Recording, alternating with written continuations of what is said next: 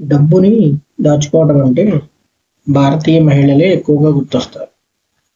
అయితే గత కొన్నేళ్లలో మహిళలు తమ డబ్బును దాచుకోవడానికి కొత్త మార్గాలను ఎంచుకుంటున్నారు.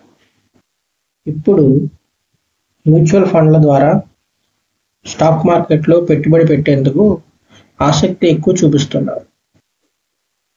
ఫోన్పే వెల్త్ అధ్యయనం ప్రకారం పురుషుల కంటే మహిళలే ఎక్కువగా మ్యూచువల్ ఫండ్స్ వైపు వెళ్తున్నట్టు చెబుతుంది. మహిళల్ని మనం 100%గా పరిగణిస్తే అందులో 90% మంది సిప్ అంటే సిస్టమాటిక్ ఇన్వెస్ట్మెంట్ ప్లాన్ ద్వారానే ఎక్కువగా ఇన్వెస్ట్ చేస్తున్నారు.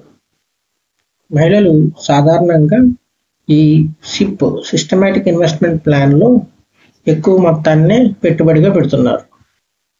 దేశవ్యాప్తంగా మహిళలు మ్యూచువల్ ఫండ్స్లో పెట్టుబడి పెడుతున్నప్పటికీ అందులో ప్రధానంగా మహారాష్ట్ర, కర్ణాటక, ఉత్తరప్రదేశ్ అగ్రస్థానంలో ఉన్నాయి. ఇలా పెట్టుబడి పెట్టే మహిళల్లో 74% మంది 35 ఏళ్ళు అంతకన్నా తక్కువ వయసు కలవారే ఎక్కువ ఉన్నారు. చిన్న పట్టణాలైనటువంటి వారణాసి, రాంచీ, డెహ్రాడూన్, గువాహటి, వడోదరాలో కూడా మ్యూచువల్ ఫండ్స్ పెట్టుబడులు పెరుగుతున్నాయి. మహిళలు ప్రధానంగా Contra, value funds, flexi cap, mid and small cap, thematic ఫండ్స్లో ఎక్కువగా పెట్టుబడి పెడుతున్నారు.